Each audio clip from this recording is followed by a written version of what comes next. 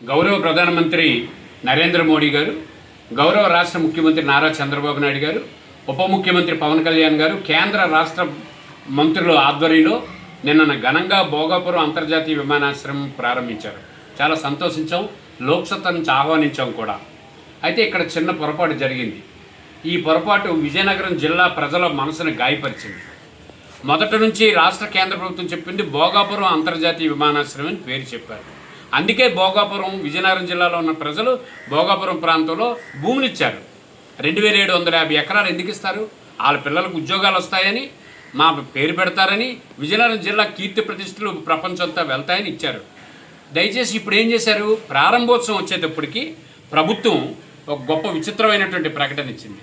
ఈ ప్రకటన ప్రకారంగా ఎక్కడ భోగాపురం పేరు లేదు, అల్లూరి సీతారామరాజు అంతర్జాతీయ విమానాశ్రయం అని పెట్టి, కిందనేమో ఒక విశాఖపట్నం అని పెట్టి, మళ్ళా దాని కిందనే జిఎంఆర్ ఏరో అని పెట్టారు. అంటే ఎవరు జిఎంఆర్? జిఎంఆర్కి ఎయిర్పోర్ట్కి సంబంధం ఏంటి? జిఎంఆర్ ఏమైనా భూములు ఇచ్చారా? ఆయన వ్యాపారస్తుడు, అది ఇంటర్నేషనల్ ఎయిర్పోర్ట్ ఆయన కట్టాడు. మరి భూమినిచ్చిన రైతు పేరు, విజయనగరం జిల్లా పేరు, విజయనగరం కీర్తి ప్రతిష్టలు ఎక్కడున్నాయి? విజయనగరం లోగో ఉందా కనీసం? మరి ఇదేం పద్ధతి? విజయనగరం జిల్లా ప్రజలందరూ బాధపడుతున్నారు. జిల్లా ప్రజల్ని రాష్ట్ర ప్రభుత్వం, కేంద్ర ప్రభుత్వం అవమానించింది. దీనికి సమాధానం చెప్పాలి నాయకులందరూ, అధికారులందరూ, పాలకులందరూ. కేంద్ర విమానయాన శాఖ మంత్రి కింజరాపు రామ్మోహన్ నాయుడు గారిని, ఇక్కడ ఉన్నటువంటి రాష్ట్రంలో ఉన్న పెద్దలందరినీ అడుగుతున్నాం. ఇక్కడ జిఎంఆర్ పేరు రాసి ఆ పక్కన భోగాపురం అని పేరు రాయడానికి మీకు వచ్చిన ఇబ్బంది ఉంది? విశాఖపట్నం పేరు ఎందుకు పెట్టారు?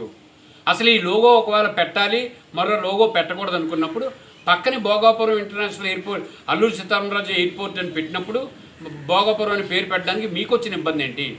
ఎవరు చెప్పారు ఈ ప్రక్రియ? అందుకనే లోక్సత్తా రాష్ట్ర అధ్యక్షుడిగా నేను కోరుతున్నాను, రాష్ట్ర ప్రభుత్వం వెంటనే తగిన వివరాలు ప్రజలకు చెప్పాలి. లేకపోతే దీన్ని ప్రజా ఉద్యమంగా మలుస్తాం. ఇది చాలా పొరపాటు. మీరు విజయనగరం జిల్లా ప్రజలను అవమానించినట్టు, విజయనగరం జిల్లా చరిత్రను కించపరిచినట్టు, విజయనగరం ప్రజలను మీరు తప్పుదోవ పట్టించినట్టు. దయచేసి ఒక్కసారి వెంటనే తప్పును సరిదిద్దాలని చెప్పి ఆంధ్రప్రదేశ్ లోక్సత్తా రాష్ట్ర అధ్యక్షుడిగా నేను కోరుతున్నాను.